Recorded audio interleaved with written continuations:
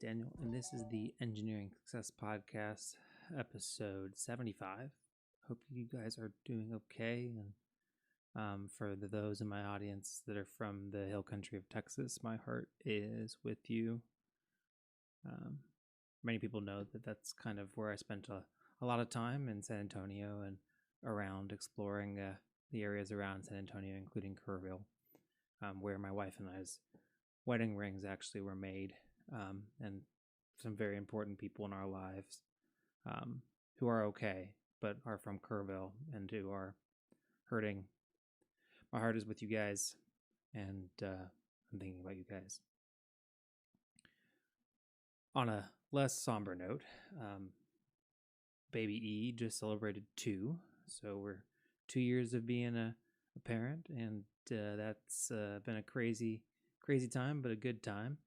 Again, I'm recording this in the 4th of July weekend, and baby E's taking a nap right now, so if I get interrupted in the middle of this, that's because they woke up.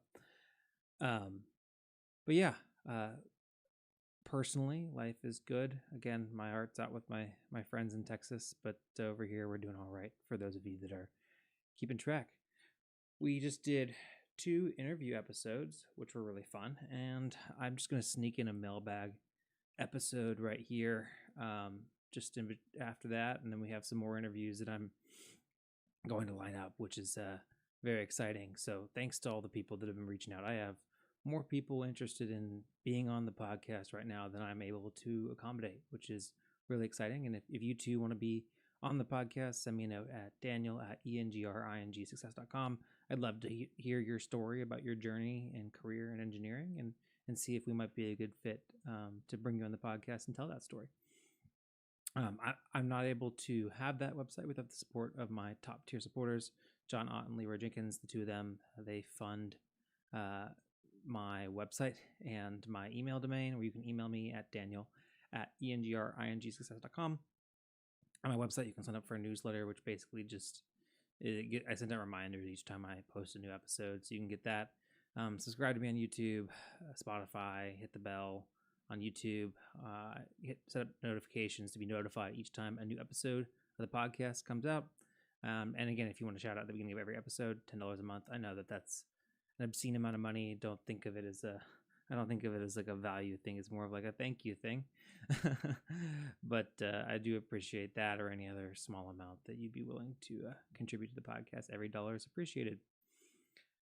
So mailbag episode this week. We're going to start with LinkedIn lunatics right after this break.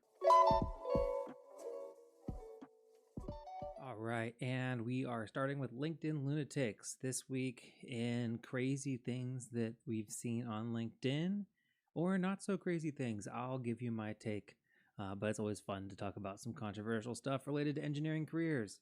Here we go. $20 an hour to work as a civil engineer, PE license preferred. Get out of here. Okay, coming out the gate hot here.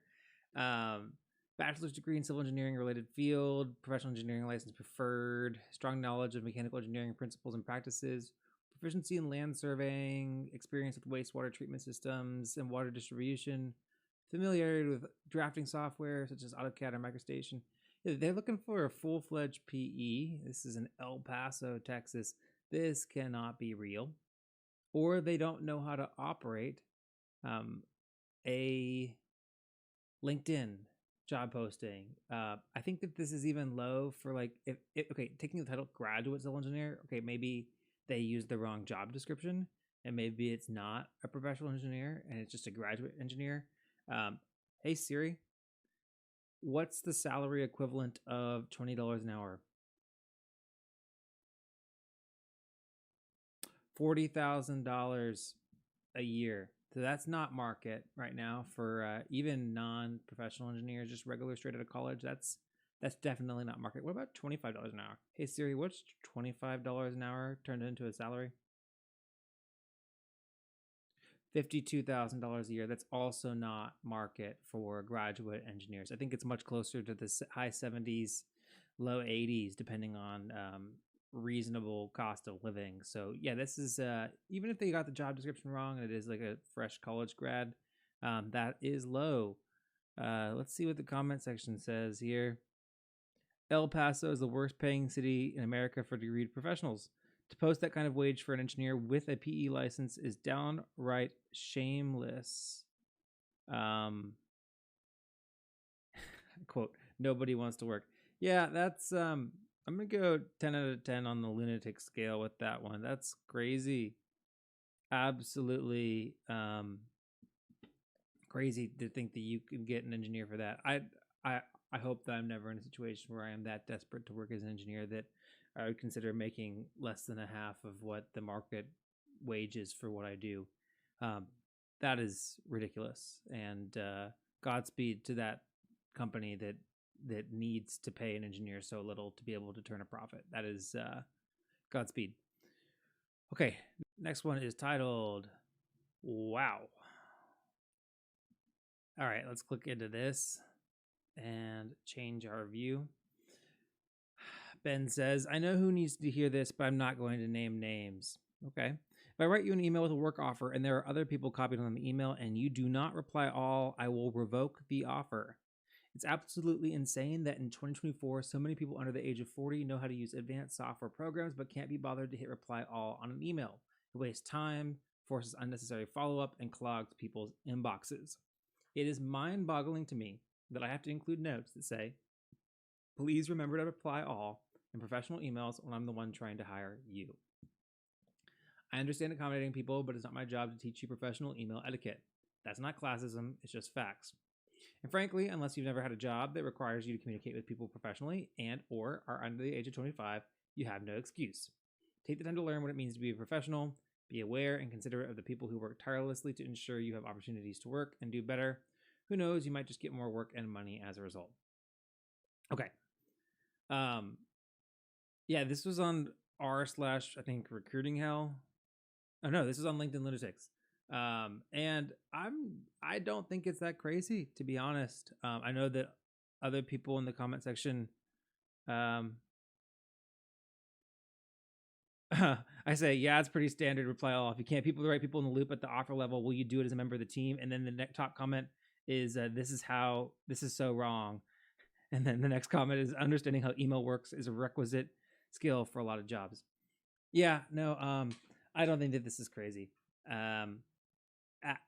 If you're a professional and part of your job description is going to be the fact that you're going to communicate with people a lot over email, then I'm going to expect, I mean, your communication throughout the interview and offer process is all part of the interview. And if I need somebody that can communicate effectively via email on my team, and they repeatedly show me again and again throughout the process of me trying to hire them that they're not capable of effectively communicating via email, when that's a big part of their job, that's a red flag, and it may lead me to not want them on my team. Just like, for example, if I schedule a job interview with somebody and then somebody no call, no shows, and even after me, and it takes multiple follow-ups from me to them to check in with them and see, hey, hope you're okay. And then I found out they were okay. They just missed and they forgot to come to the interview and they were embarrassed about it. Like that, just like that's also another reason why I may not want to hire somebody, because that, if they're not organized and they're not able to show up to an interview and they didn't have some extenuating circumstances causing that, then that says, okay, maybe this person isn't reliable enough to show up to work. Same like, again, the whole interview process is part of the process. So no, I don't think that this is crazy. Now, would I have worded it exactly the same way as Ben? Maybe not. Maybe so. I don't think it's that crazy of a post, to be honest. I think that it's pretty reasonable. And again, keep now. One thing that I will grant is that for me personally, I use Gmail for my personal email, but I hardly ever send emails via Gmail. I pretty much almost exclusively use Outlook. And I know that I can set up my email in Outlook, and it's difficult. I don't really send enough emails to bother to set it up. But I will say that sometimes I have formatting issues whenever I occasionally email people using my personal Gmail or my email account that's associated with my podcast, because I'm just not used to using them, and I make mistakes. But as a recruiter, if you I'd say keep that in mind, is that maybe somebody is really not used to checking their personal email. Though, I mean, if they're on a job hunt, like an actual avid job hunt, they probably should be. And also, Ben puts a good point in saying that, frankly, unless you've never had a job that requires you to communicate with people professionally and or are under the age of 25, you have no excuse. As a recruiter, if you're listening to this, I don't know if I have any recruiters in my audience, but yeah, that's a good thing to keep in mind, especially if you're recruiting entry-level people. It's good to keep in mind that maybe they don't know email etiquette and they haven't had the opportunity to learn it. Now, if you're listening to this and you're like, what is he talking about? What do you mean email etiquette? It might be worth educating yourself on basic email etiquette. Learn what reply is, learn what carbon copying is and blind carbon copying is. That's one of the things that I learned in my first internship. It's a valuable skill, and one of the things that I try to impart on to the interns that I work with whenever I get to have the opportunity to cross paths with interns, because a lot of the college students, they don't know email etiquette. I learned not too long into my first internship the difference between a carbon copy and a reply. I never had really understood that until somebody explained it to me after they didn't reply to one of my emails because they weren't in the reply to line and I didn't address them in the email. Just learning email etiquette is important, and I think that Ben is right to say that if he's expecting a professional that's capable of communicating well over email, and they show that they're not, then that can be a red flag that comes up in the interview process. All right. Well, that was this week in LinkedIn Lunatics. We had one crazy one and not so crazy one in my views. But if you disagree, make sure to let me know down in the comments. Send me an email. Let me know how I'm so wrong and how I'm so evil for thinking that people should know email etiquette. Just let me know. Let me know down in the comments or send me a nasty email. Appreciate it. Appreciate all the communication. I like it all. All right. The next segment of these mailbag episodes is related to engineering pursuits in college. So college questions about pursuing college and engineering. And the first question is titled, A Question for Engineers. I'm in the 11th grade and I want to become an engineer, but I don't want to do Physics 12 because I struggled this year. Is there any type of degree or something similar to engineering that I can do that skips out on physics? If I can't skip out on it, I also want to know what the best type of engineering is to go into regardless of the work. I think I'm not exaggerating when I say that engineering is applied physics. Like, is engineering applied physics? And Gemini says, yes, engineering can be considered applied physics. Engineering uses the principles and theories of physics to design, build, and maintain practical systems and technologies, while physics explores the fundamental laws of nature. Engineering focuses on applying that knowledge to solve real-world problems and create useful devices and systems. I couldn't have summarized it better myself. Actually, I could have. Thank you, Google Gemini. Not sponsored, but Google, consider sponsoring me. That would be nice. But yeah, so engineering is applied physics. That being said, so I would say that in general, no. Do you need to be good at physics for industrial engineering? Let's see. All right. So the answer to that is no. Yeah, so I would say that if you want to do engineering, I mean, you're probably going to get roasted in the comments. In fact, physics is the foundation of engineering. Yeah, if you can't master physics, you can't do engineering. Yeah, that's probably true. But technically, if you wanted to do engineering, maybe become a software engineer. Software engineers aren't really... okay, I'm going to get some flack for this. I don't necessarily think that all software engineers are necessarily engineers in the traditional sense of engineering and the way that I think of it. Roast me if you disagree. But I think that industrial engineering, it's like, process improvement, manufacturing, systems. I don't equipment design, layouts, and stuff like that. Like planning, that kind of stuff, or working in a plant. You don't necessarily need to be good at physics. That being said, I mean, let's actually kind of go back at the root of the question. You said, I don't want to do physics 12 because I struggled this year. That is the thing that actually concerns me more about you and your desire to pursue engineering, because engineering is like, I'd say a good bit of engineering is, being smart and understanding the material, and a good part of engineering is just like the perseverance and like surviving an engineering program. That is a good bit of the engineering major. It's just something's hard and you're gonna solve the problems and you're gonna get through it. That's what the spirit of being an engineer is. So I'd actually be more worried about the fact that you don't want to do physics than the fact that whether or not physics is really super necessary for you to pursue engineering. I think that if you want to do any traditional engineering, mechanical engineering, electrical engineering, chemical engineering, civil engineering, yeah, you're going to need physics. I mean, it's the core of it. If you want to do industrial engineering or become like a software engineer, no. But yeah, if you don't like physics, then maybe the core design engineering majors are not for you.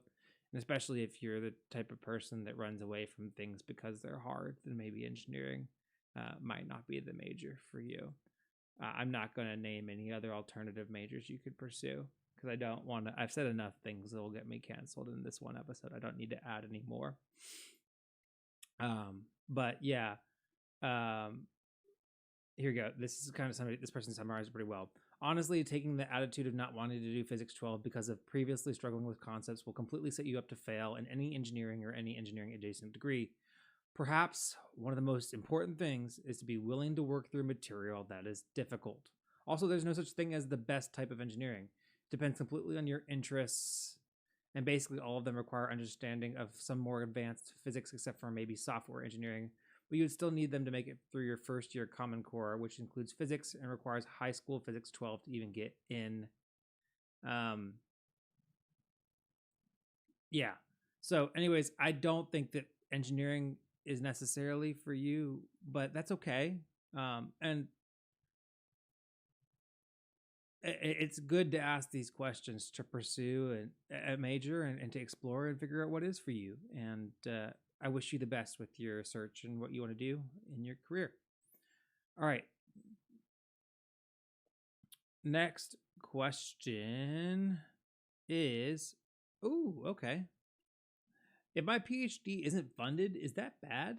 I haven't done my PhD, by the way. I'm still in my first bachelor's. Okay. But I was just wondering. Well, first of all, you don't need 2 bachelors in engineering. Don't get a second one. And yes, if your PhD isn't funded, that is bad. There are some degrees out there that where it's normal for people getting a doctorate to not have funding. But when it comes to engineering PhDs, there's not enough engineers pursuing PhDs to make it so competitive, and to the point where the engineers would often find themselves not getting fully funded PhDs. I'd say that it's pretty much the norm, if not the expectation, that an engineering PhD is fully funded. And if you're getting a PhD and you're paying for it, that's on top of the opportunity cost of your lost wages during that time. So it's for an engineering PhD, you should definitely be at a minimum fully funded, and on top of that, honestly, you should probably be expecting a stipend as well. I think that's the market right now for engineering PhDs, just from talking to my friends that are pursuing engineering PhDs. Comments. Yes, it should be fully funded. No, please avoid at all costs a program that isn't funded. A program that won't fund you is one that's not worth your time. If you're accepted into a PhD program but it isn't funded, then you weren't really accepted. The one exception would be is if you're working for a company that will fund your PhD, then your company pays for it instead of your professor using their funding. Either way, you shouldn't be paying for it. And I said, yes, then you're not only losing out on the income you'd be making by working in the industry and the years of experience, but you're also further digging a hole financially in the opposite direction. Yeah, it's a standard that your PhD is funded in engineering. All right, next question. This is the last question in the engineering career question, engineering college questions. A lot of them this week. Is it normal to hate all your classes? I'm a second year engineering student after switching from being a bachelor's of science in my first year. I'm in a mix of first and second year courses, and I'm in environmental engineering, but haven't taken any discipline specific courses. I was in class recently and I realized that I pretty much hate all the classes and I find them boring. I have no passion for anything we're learning, despite me doing quite well on most of my classes. Is it normal? Does it get better? I'd say it isn't normal to hate all of your classes. I think that, though, I would be a little bit worried if you weren't finding like if you weren't getting at least interested each time you kind of learned a little bit more about like, oh, that's how that works, and oh, that's how we can use engineering and math and physics to explain how that works. And if you're not getting a little bit that excitement at some soon about what you're doing, then maybe that you'll find that the career is also not exciting for you. That being said, I did I love my coursework in engineering? Not really. I just wanted to get in and get out. And now looking back on it, I miss a lot of aspects of being an engineering student. But that being said, I eventually I got into maybe my second year, when I was taking a design course, like a practical lab for engineering design. I enjoyed those. I enjoyed a lot of my electives. I found them fun. They were difficult and challenging and tough, but I never loved I never really there's never a class that I took and I was like, oh my goodness, I love this. I could just take this class for the rest of my life. There was nothing like that for me. Though I wouldn't say that I hated all my classes. So, but yeah, I'd say it's normal. It's okay that you're not just like super jazzed up about being an overwhelmed student. Though if you're not getting a little bit interested and excited by the occasional concept here and there that you're applying, and understanding how, oh, that's how that works, and that's how that works, and oh my goodness, I solved that problem, that was exciting. If you don't get those little moments here and there, then it might be time to start reevaluating whether or not the major in the career field is for you. Let's see what everybody else said. It depends. I hate my classes while I'm taking them, but thoroughly enjoy them looking back on it, reviewing old notes, or reviewing course content. Having no passion may be indicative of being in the wrong program. Yeah, I don't enjoy reviewing my old notes, but okay. I feel the same with chemical engineering. I'm going to drop out and switch to physics. Okay, interesting. Hi, environmental engineer here. I hated a lot of my course classes and found them very difficult, but the discipline-specific classes were so fun and made the degree so worth it for me. It's hard to have a passion for those core classes, but it's a lot easier once you are learning things that very directly apply to the real world. I would say this is very normal. For me, it got exponentially better to stick with it until at least you get to some of your environmental courses. Yeah, and that's what I'd say to OP as well. If after that you have absolutely zero interest in anything at all, then maybe it's not for you. So yeah, I would say that as you get further into the major and you're taking more major specific courses, then you should be getting more excited. I found myself at least excited to take certain classes, and then I was excited whenever I finished them. But yeah, you don't necessarily have to be jazzed up about the subject material and jazzed up about doing homework and excited about prepping for exams to be an engineer, but you should have those exciting moments along the way. All right, well, that was this week in engineering major questions and pursuing the engineering major in college. We'll take a quick break, and when we get back, we'll talk about engineering internships and engineering careers. All right, and we are back with our engineering career questions. Let's start with the ones about internships. This one's titled PhD versus undergrad intern, and they deleted it, but I still have the question, so I will read it out. As a current undergrad intern, I recently attended a presentation by a PhD student who came to our company whose technical knowledge was far beyond mine. It made me wonder how technically proficient companies expect interns to be. I'm concerned I might be letting my managers down because my skills aren't yet at that level. Industry, oil and gas. Okay, first of all, you're not letting your managers down because your skills are not at that level because you're an undergrad and they're a PhD student. Um, how proficient technically do I expect you to be whenever you first come? Not at all. I do expect you to have taken basic engineering coursework and to be willing and ready to apply engineering concepts to solve problems. But I don't expect you to know much, not much at all. And you recently attended a presentation by a PhD student who was much more knowledgeable than you. Yeah, duh. I mean, they're graduated from college. They're pursuing a PhD, which means they're pursuing expertise in a field. So the fact that they're more knowledgeable than you, as they are somebody that is on the route to being an expert in a field of knowledge, does not surprise me at all. They likely were presenting on the topic was related to what they're going to become an expert in. So it makes a lot of sense that they'll have a lot more knowledge than you. And I know it can be hard. A lot of engineers have been high achievers and been considered smart and knowledgeable for their whole lives. And when you run up against somebody that is more knowledgeable on a topic than you, it can be difficult or shocking. But that's just that's life, and you're gonna run into it a lot. And comparison is the thief of joy. I run into people that know a lot more than me and about a lot of things all the time, even as not an intern. So, yeah, that's just a part of being an engineer. All right. And part of life and timing and how life works out. All right. Next question is taking off a few days during the internship. Hey, y'all. I'm going to be spending my summer starting next week working as an intern for a relatively large radio company. I'm really excited for my role, and I think the work will be super interesting. I plan on putting 110% effort into my work, but I'm a little worried about not being the perfect employee, as I'm looking for a return offer after this internship. I wanted to go fly out and visit my boyfriend in another state a few times throughout the summer for the weekend.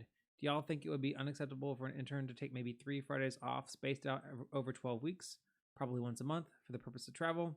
I'm even a little worried to ask my boss for fear of being seen as bad, lazy, or anything like that. Thanks so much.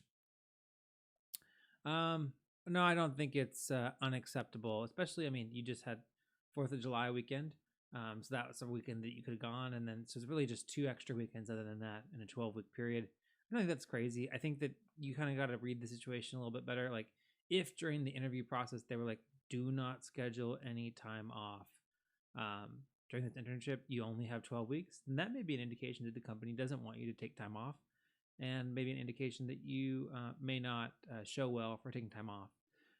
Some companies, just considerations, some companies, their interns, they don't pay them overtime and they pay them hourly, so you wouldn't get your full pay if you didn't work 40 hours.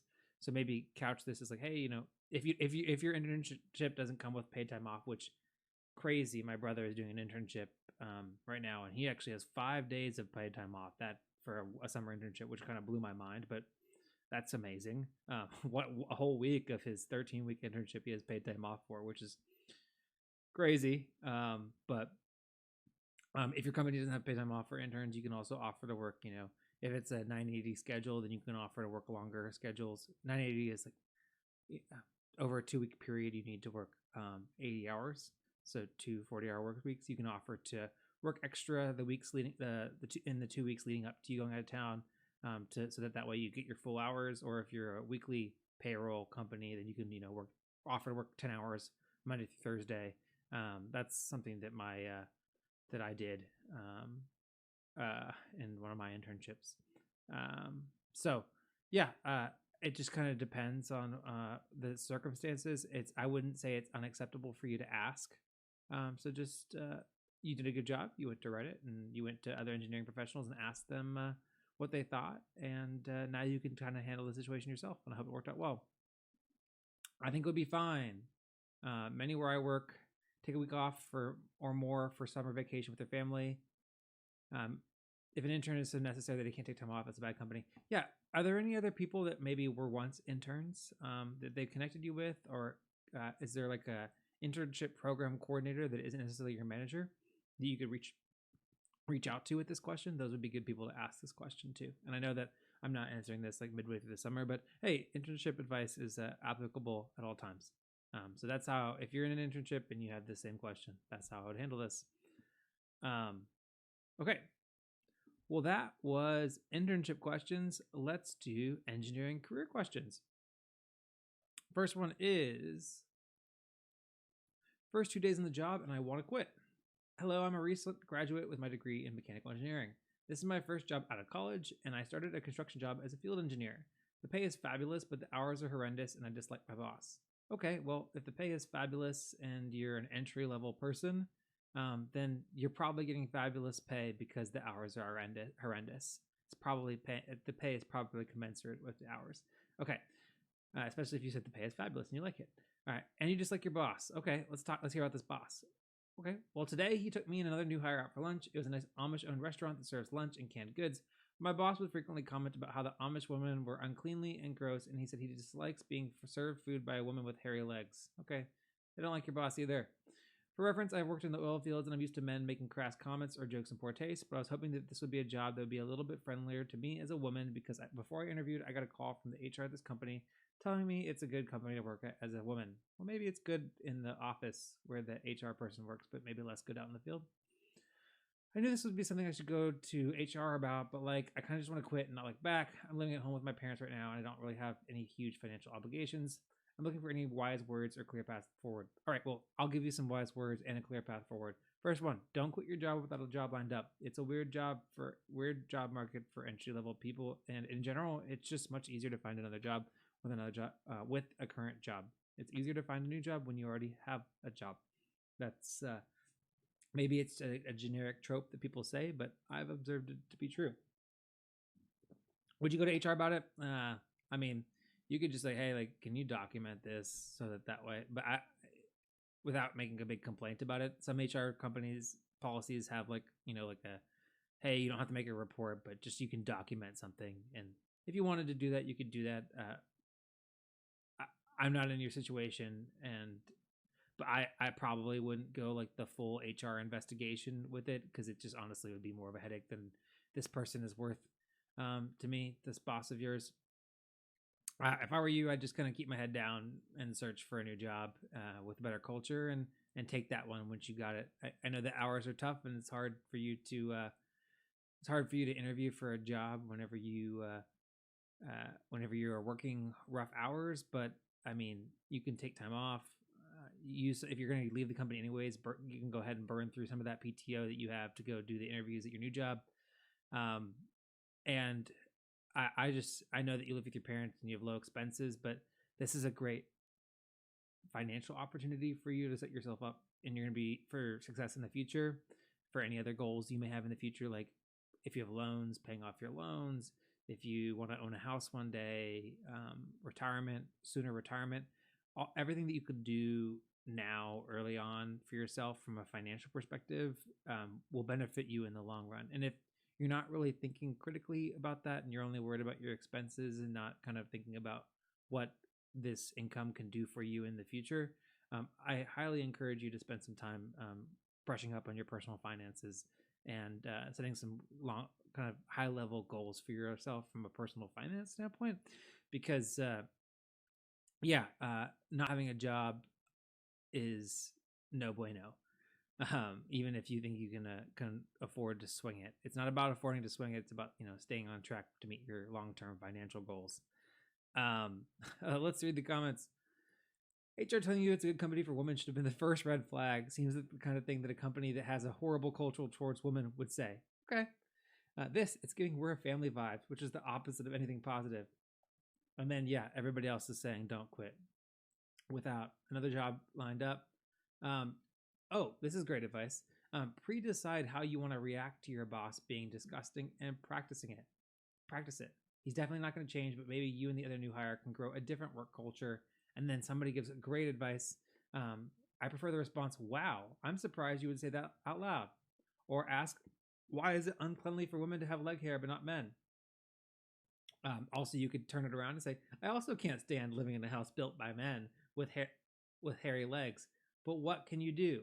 Or what a weird thing to have an opinion about. Man, there's a bunch of great women engineers that have great responses, and men that also are allies for women in engineering.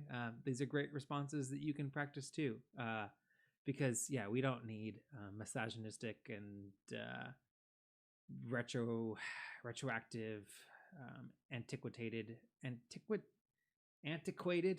views on women in our field. We don't need it. That's why it's so important that organizations like SWE exist and that we promote more women in engineering, because again, the more diverse backgrounds we are, the more diverse abilities we can bring into solving problems. It's a good thing to have, and we need to encourage inclusion of others in our workspaces. All right. Yeah. So again, don't quit. Go ahead and start looking for another job, and then it's an okay thing to reference whenever like, why are you leaving your current job? Oh, my current boss is a misogynist, and apparently this is what good work culture looks like for this company, and I'd like to find a company with better work culture. Oh man, that's just exhausting. All right, next question. Wearing engagement ring to work. I'm starting a new job on Monday, and it's in chemical manufacturing. Maybe I'm overthinking it, but I was wondering if wearing my engagement ring would lead to judgment / not being taken seriously. I only say this because I've heard a lot about married women having a bias against them because they're seen as unable to commit fully to work. Also, I'm not sure just yet as to how much hands-on work there will be, and if wearing it would risk damage or loss. Has anyone had experience with this? I'm a chemical engineer for reference. Yeah, so as long as there's not any physical risk to the ring, I would just wear it. I've never really paid attention to whether or not one of my colleagues has a ring of any kind or not. The first time I do ask my coworkers about their lives, and I'm interested in learning about my coworkers' lives. So eventually, I do kind of learn whether or not they're married or not, and it really doesn't affect my opinion of them and their proficiency. If I find out that one of my coworkers is a parent, I do understand. I then become able to sympathize with them for some things that I've also gone through as a fellow parent. If one of my coworkers is planning a wedding, I get excited for them, and I talk to them about what it was like working and planning for my wedding, and never in that entire time am I ever thinking negatively about the competency of my coworkers because of the fact that they have some certain type of life circumstance going on. Again, I'm interested in learning about my coworkers' lives. I spend more time with these people than any person in my life. I spend almost as much time with my coworkers on a weekly basis as I spend with my family. In some cases, more time, maybe. I don't know. I'm not going to do the math on that. But you spend a lot of time with these people. You spend good portion of your life with them. You should know about their lives. It's okay. I'm not going to look negatively on anybody for having an engagement ring. That being said, if you're worried about it getting hurt in the field, that's something to worry about, something to care about. They make these cool necklaces I've seen online for helping store rings around your neck. There's some really cool necklaces that are, in my opinion, very fashionable. I'm not sponsored by, but you can get a bunch of advice from others on how to store your ring if you want to wear it.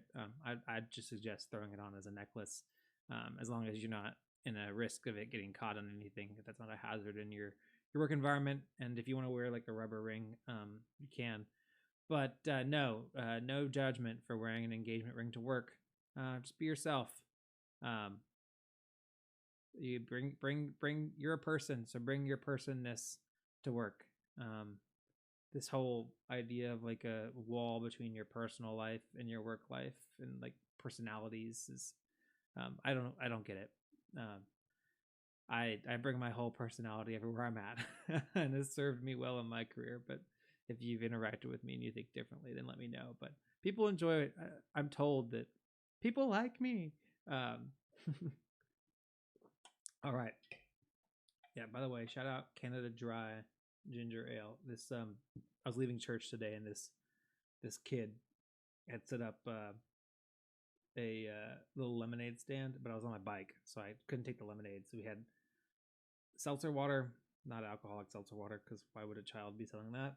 And then Canada Dry Ginger Ale. And I asked for the seltzer water, and then he was like, "Why do you want seltzer water? You want ginger ale?" And I was like, "I guess I want ginger." I've only drank ginger ale when I'm sick,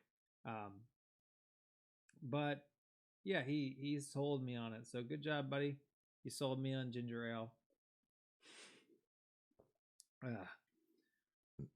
I don't know why I decided whenever I was parched to get something that would make me burp to drink while I'm recording the podcast. But anyways, all right. Next one, designer versus engineer. Anyone wish they were just a drafter sometime? I miss the time when I was drafting and work was straightforward and mindless. Now I have a lot more to do and spend a good time telling drafters how things should be shown. Is it just laziness or am I in the wrong career position? I like the idea of logging out and enjoying my personal life, remote work, and minimal coordination, writing, and meetings. Walking around as a mailman seems fun to me.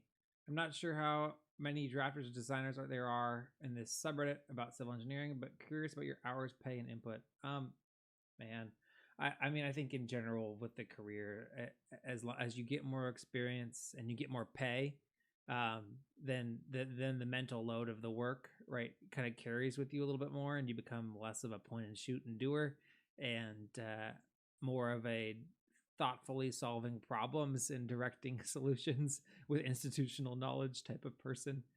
Um, I don't think that drafters and designers necessarily have any better hours than engineers, especially if they're not salaried. There's a lot of things that come with that as a drafter and designer. I've known plenty of leaders in drafter and designer roles that work the same type of hours and schedule and rigor of work life as the engineers, and they sometimes the only difference is that they're not an engineer. They can't do some of the engineering things, and conversely they're paid less for it. But no, I've never wished I was a drafter. I actually have never wished I was a design engineer. But I think that's a well documented fact for the people that listen to this podcast. But no, I've never wished I was a drafter instead of an engineer. Or, I mean, yes, sometimes I'm like, oh man, I wish I could just be told exactly what to do, when I needed to do it by, and then just do things that people tell me to do. But man, but whenever I was in that phase of life, I was like, I can't wait until I'm the one telling other people what to do. So I think that the grass is always greener. And yeah, I think the same thing like when you look back in college, you're like, when you're in college, you're like, I hate like all these classes and like all this tests and stuff. And now I'm like, oh, I miss whenever I was in college, and through the great hard work of my parents and great fortune on my part, I didn't have to worry about anything other than school and hanging out with my friends. The grass is always greener. I couldn't wait to be a working professional, and now I miss being so close to all my friends. So no, I don't wish I was just a drafter. Let's see what the other engineers have to say. Larger companies let you take on more technically focused roles as a mid-late career engineer instead of becoming a PM post-PE. I had one such opportunity, but I decided to slowly pivot towards project management. I'm more of a half and half designer PM right now, but I'm starting to get too expensive to be used on design and drafting for smaller projects. I used to want to stay hands-on and only design, not manage. Then I got into management. Then I just wanted to do design again. Yeah, I would say that it's just a symptom of being more valuable. That knowledge of coordination and all that kind of stuff. So, sounds like you just need to buckle down and get ready to retire. But yeah, I think that that's a shared experience, is that you miss parts of your old life. But hey, we engineers, we get paid the big bucks for the coordination and the mental energy that comes along with that for a reason, and it's the work we do. All right, next one is titled, you know what, let's do one last one. All right, it's titled, do civil engineering contracts and billing rates not allow for personalization of salaries? I'll try to be more clear than the title. From what I've seen at firms, engineers in a similar role at a firm are all generally paid about the same. There's not much room for personalization of a salary. For example, one project manager may be taking on a lot of responsibility and having a great impact on their project, while another project manager may be struggling to stay afloat. If these two project managers have the same years of experience, certifications, etc., they'd be getting paid the same despite one having a larger impact. I'm thinking, is this because there's no justification for the client to pay a higher billing rate when on paper the company will sell these two engineers as the same? And if so, the company will then say this: since the billing rates are the same, the salary for the two engineers must be the same too. Am I thinking about this wrong, or is this not widespread and only exists at firms that you've worked at? Thanks. I think it is widespread in the sense that companies will use that as a justification to suppress salaries all the time. They will say, "Oh, well, based on years of experience and your quality of the years of experience and your and your certifications, we can only bill you out at this, so it's not profitable for us. So this is what we have to pay you, and so on and so forth." And then as the employee, then your counter to that is to leave. That's or threaten to leave. That's kind of what you have as your leverage on the back end. So it's like a back and forth of like you battling with compensation at your company for ability to earn a living at a certain rate. That being said, if a company needs a skill and a competency and you can deliver it, at some point it becomes about more than just your years of experience. And that's what happened to me whenever I left my old job and I went to my new job. I got hired because I did meet some basic minimum years of experience and certification degree requirements, but really for the value that I would bring to the company. And that's a lot more than just what my billing profitability rate is on any given project. It's also based on my ability to help a project become profitable. Do engineering billing rates not allow for personalization of salaries? I mean, if you are a production engineer, that your product is the same regardless of who you are, and maybe then maybe it's a little bit harder. But then if you're able to add value and that translates directly to profitability, and then you get disconnected a little bit from that, is my view. And I've always tried my best in my career to follow the money, in the sense that the closer that you are to the money and to helping the company become profitable, the more you are able to demonstrate your value and make more money. That's just the philosophy that I've taken in my personal pursuit of my career and compensation throughout my career. And it's something that, if that's really important to you, that I'd encourage you to do as well. That being said, that's just my experience. So let's go to the comments in this one to see what everybody else has to say. I found that salaries will vary widely between people with the same billing rate. They shouldn't, but they do. I don't know if I agree with that. Every company I've worked at has had salary ranges for any given title. I agree with that. For instance, PM1 may range from 105 to 160. This allows the company to pay different salaries for personnel in the same category, which can reward higher performers. And that's something that I've seen as well. However, that assumes each employee is willing to go to bat for themselves and get the most money possible. If there's one thing that I've learned in 14 years as a professional, it's that companies very rarely, if ever, are willingly pay market value for an employee without being prompted to do so. I am pro merit-based salaries, but then again, I believe every person has a responsibility to themselves to make sure that their pay matches the value that they're providing the company. Yeah, exactly. Salaries and bill rates do not have to match. Salary should reflect the value the person brings to the firm, like I said, or what it takes to retain that person, kind of like what I said. Bill rates are business driven and what the firm can justify charging for the person. They should be close, but a lot of factors can drive them apart one way or the other. Yeah. So anywho, and like, for example, like you may have like a senior level person at your company and you're not making the same kind of profit on that person because they're more expensive, but their value and their knowledge and their experience is what got you the job in the first place.